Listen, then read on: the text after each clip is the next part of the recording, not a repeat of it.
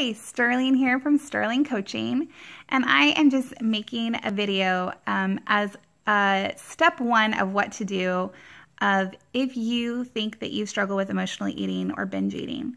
So my last video was about how weight loss is a lot more than what we eat and how we exercise. It's about healing the reasons why we turn to food in the first place.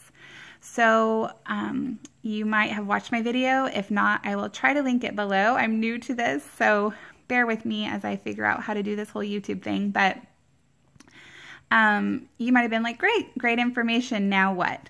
So here's the now what. Step one is to try to figure out what the patterns and triggers and feelings are behind why you overeat. And the way to do that is tracking. Now, if you struggle with weight loss, you have at one time in your life tracked, no doubt. So a lot of people are old hands at tracking point systems or calories or macros, and those are great. I personally count macros myself, but I want you to kind of put that on the back shelf for a few moments, and okay, more than a few moments, like a month, and decide instead to track what you eat and look at patterns around it. So times, feelings, what was going on, where you ate it. And I will show you a tracker and how to fill one out later on in this video. It is a tracker that I give my clients who participate in the Sterling Wholeness emotional eating program that I have. And you can check that out at my website, which is sterlinglifecoach.com. And it's a 12-week program, and this is something we do in week 1.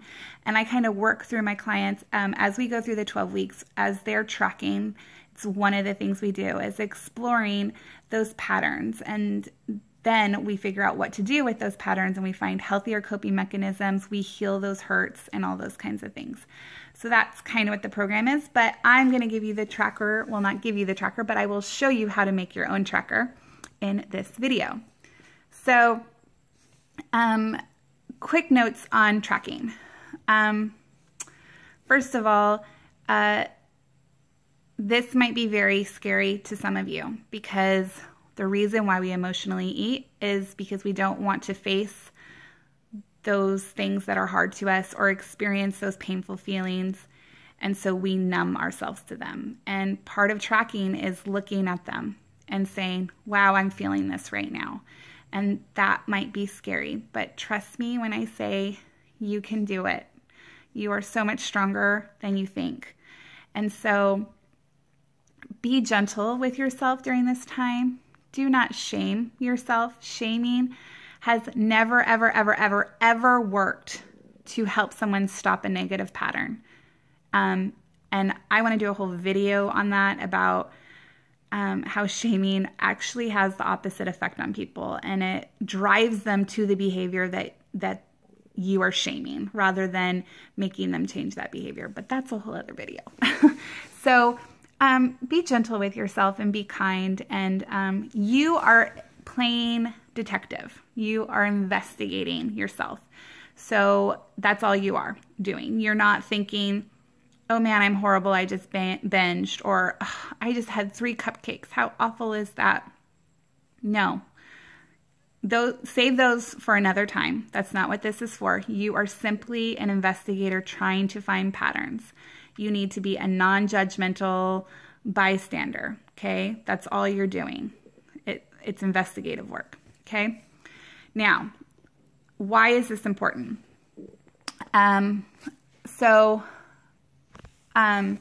I will tell you personal stories. Those are always fun. So when I started doing this, there was some patterns that I discovered. A lot of times what happens is people don't want to face the feelings. They don't want to do the work. And so they hear these blanketed statements about emotional eating, and they're like, yep, that's me. I emotionally eat, so that must be me as well. So, when emotional eaters, when they're stressed out, they overeat. So that must be me. I have a lot of stress. I emotionally eat. That must be why I emotionally eat. And it's really easy to do that because we're not really looking at ourselves, right? We're just using this blanket statement and being, yep, I fall into that category. That's just the way it is. And they don't have to look at those feelings and emotions and situations and heal from them because they allowed this blanket statement do the work for them. Or another example is, I'm a sugar addict, so I'm addicted to all sugar. I can never have sugar again. And so I'm going to tell you a personal story. So I used to do that, and I started tracking, and I discovered that certain foods trigger me more than others. So for example, I could eat a chocolate chip cookie or 2 chocolate chip cookies and be fine. And they could sit on our kitchen counter. I would never go back to them. There could be ice cream in my freezer for days and months and weeks, and I will not go to it. I can have 1 donut and be fine. Like if someone gets a dozen donuts, I can have 1 donut and, you know, it's okay. And I am totally addicted to sugar. So, but those aren't triggers for me, okay? Now, if I make cupcakes for my kids, I will keep going back to the cupcakes. Same with muffins. Doesn't matter. I don't know. It must be the shape. But if there is a muffin or a cupcake in the house, I will keep going back and back and back. And next thing I know, I have eaten a dozen. I kid you not, a dozen in like one afternoon. I will do it every time. I cannot have them. It just is horrible.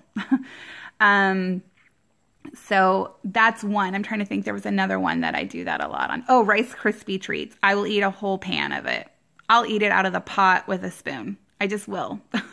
So certain foods are triggers. Now, soda, for example, might be a trigger to a different food. So sometimes you have one food that you don't binge on or overeat on, but it causes you to crave a different food and binge on that. So maybe you like chocolate with your diet soda or potato chips.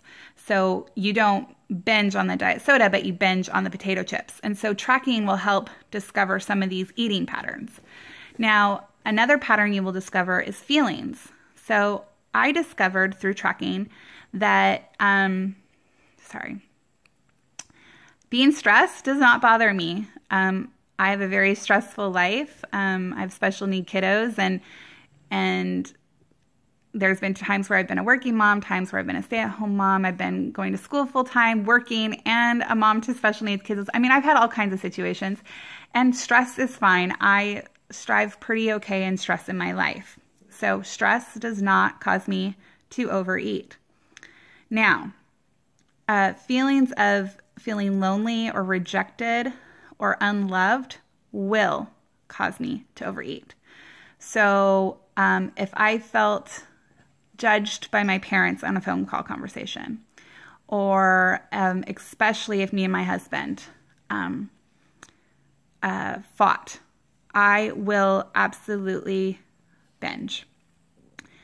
And I would go to, not so much anymore because I've been doing healing for a long time, but this was something that I discovered. And I would drive to a Minute Mart or whatever you guys call them, like little convenience store, get a bunch of candy and eat it in the car. Now that was another thing these trackers helped me find, is whenever I was binging or overeating, I almost always was in my car because I felt alone, like no one could see me or judge me. I mean, I'd be in the car by myself. And I was like in my own little protective bubble, and I would do that. Or I would be standing in the kitchen by the garbage can or pacing in the kitchen. I don't know why this is. That's just my pattern. Some people's pattern might be sitting in front of the TV, they binge. And you will discover all these things as you track. So again, it's not judging these things as good or bad. It's not judging yourself for eating a half a pan of Rice Krispie treats. Remember, you're being gentle with yourself. Now, that's not healthy, but you need to be gentle with yourself. And remember, you're doing something about it right now. You are working on fixing the behavior, and that's what's important. The negative feelings attached to it don't help you at all. So just say, oh, I did that. That's a bummer. and I'm going to work on figuring out why I did that and how to fix it next time. So that's what this tracker's for. So let me show you the tracker. And also I want to show you, sorry, I'm going to walk, where I got the idea for the tracker. So I know the light's crazy.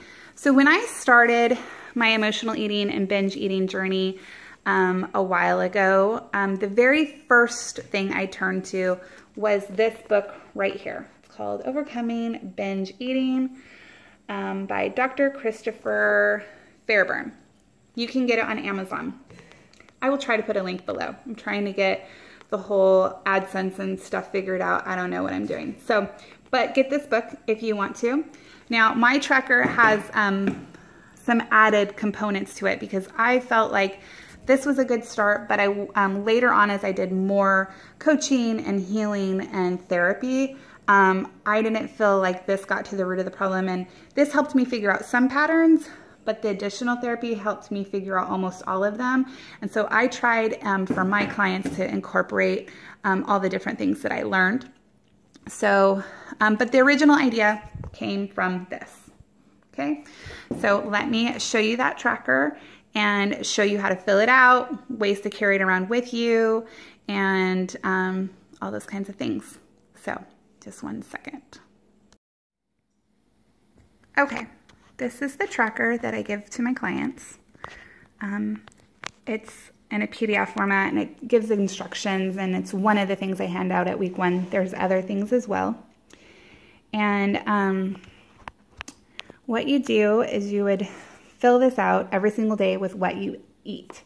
So let's see, I ate breakfast this morning at 7 o'clock. Okay, and what food did I consume? I consumed a hard-boiled egg,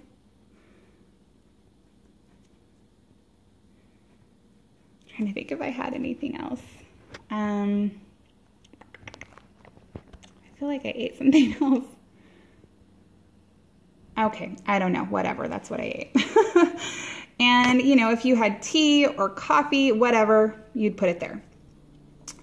Where did I eat it or drink it? So this one I ate at the table.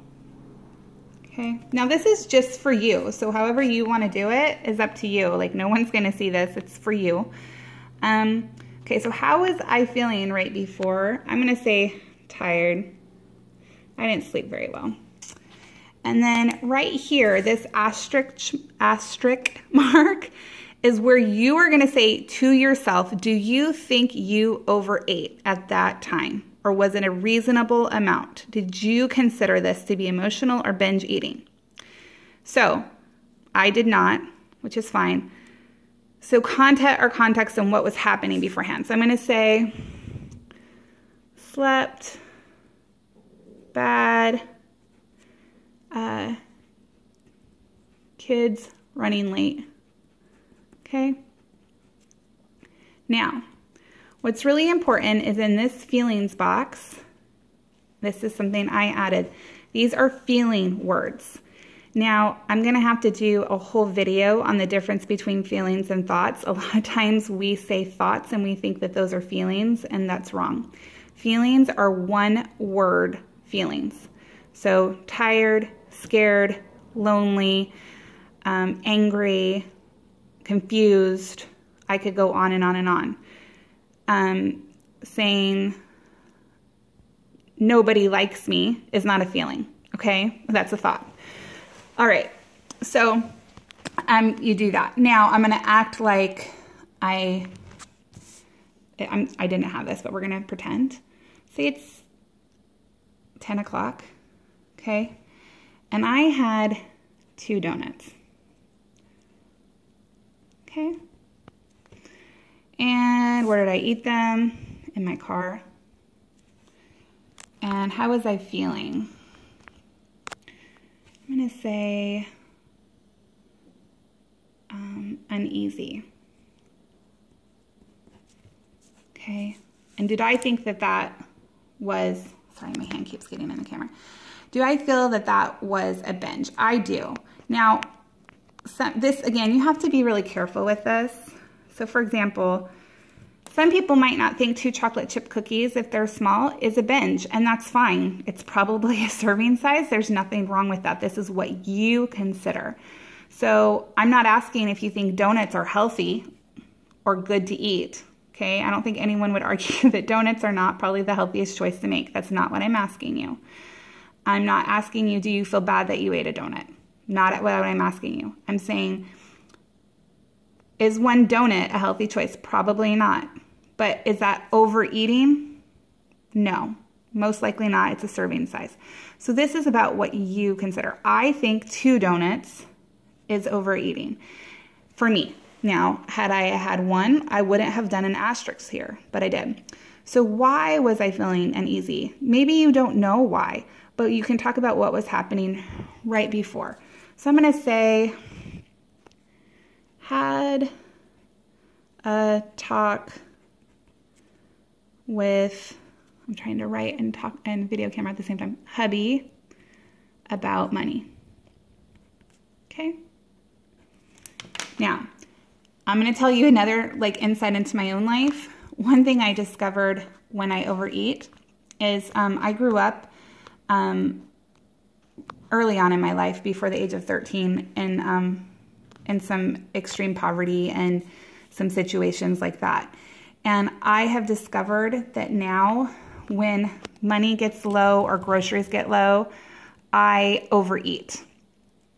There's this fear in me that I'm not going to get food in a while, even though we can completely support ourselves. And this has proven not to be true. We always have enough food for my family, but it's something left over from childhood where I'm like, oh, I'm not going to get food for a while. I need to stock up like a chipmunk who puts food in her cheeks and stores it. I think, oh, I have to eat, I have to eat, I have to eat. I don't know when I'm going to get food again. So whenever I feel that we're talking about money, or maybe paydays in 3 days and the groceries are kind of dwindling, I get very panicked and I will overeat. It's another thing I discovered from tracking. So you can learn all this stuff. So this is just an example, and you would keep going all the way down. If you drank a soda because you were stressed out at work, just say Diet Coke, at my desk, stressed, why my boss yelled at me, whatever, okay? So what you can do is you could fold this up really discreetly, and I keep in my bag this little bag right here, and inside, let me do this real quick, sorry. So in here I have a notepad and pins. It's where I keep all my pins, and I have my gym schedule. You could fold this up really discreetly and keep this in here and just take it with you and do it while you do it. The most important thing when you're tracking is to write while you do it. If you try to go back and think about what you were feeling at that time and what happened, you're not going to get a clear look at it. So this needs to go with you where you go.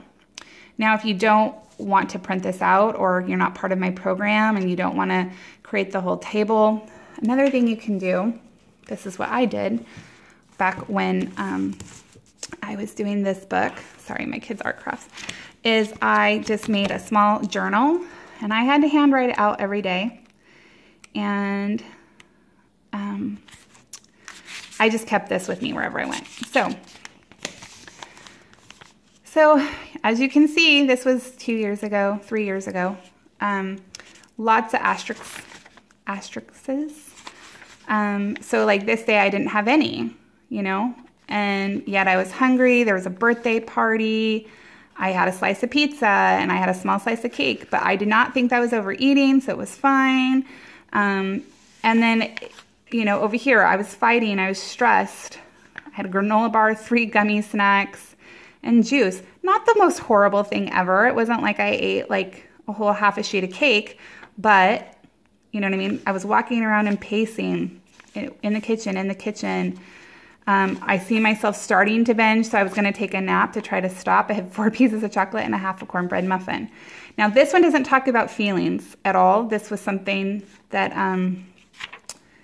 in the book they didn't require, but you can kind of see. And another good day, And again, I don't mean to say good day like it doesn't even matter if you have a binge. So like I binged here, that doesn't mean this was a bad day. It means, again, I'm just trying to discover my patterns, okay? And as you can see, look, mostly it's at the end of the day for me. A lot of times I notice now, like look at this day, how many binges I had. And this was really interesting. Midnight, slice of pizza, pretzel chips and cheese, standing in the kitchen. I was afraid I would not get the last slice of pizza. Okay, again, fearful of not having enough food.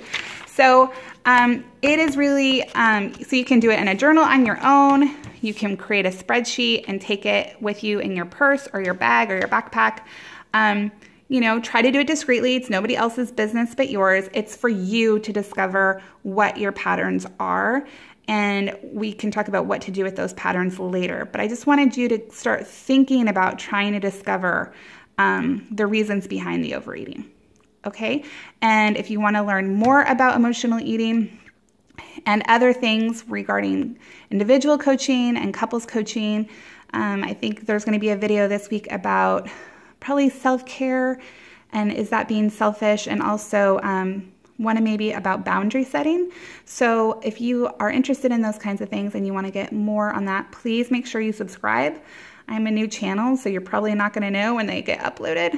And like it so I know which videos interest you. And I'm new at this, so I'm not the most technologically savvy person, but I'm learning and I'll get better as I go. And thanks for supporting me, you guys. Thank you. Bye.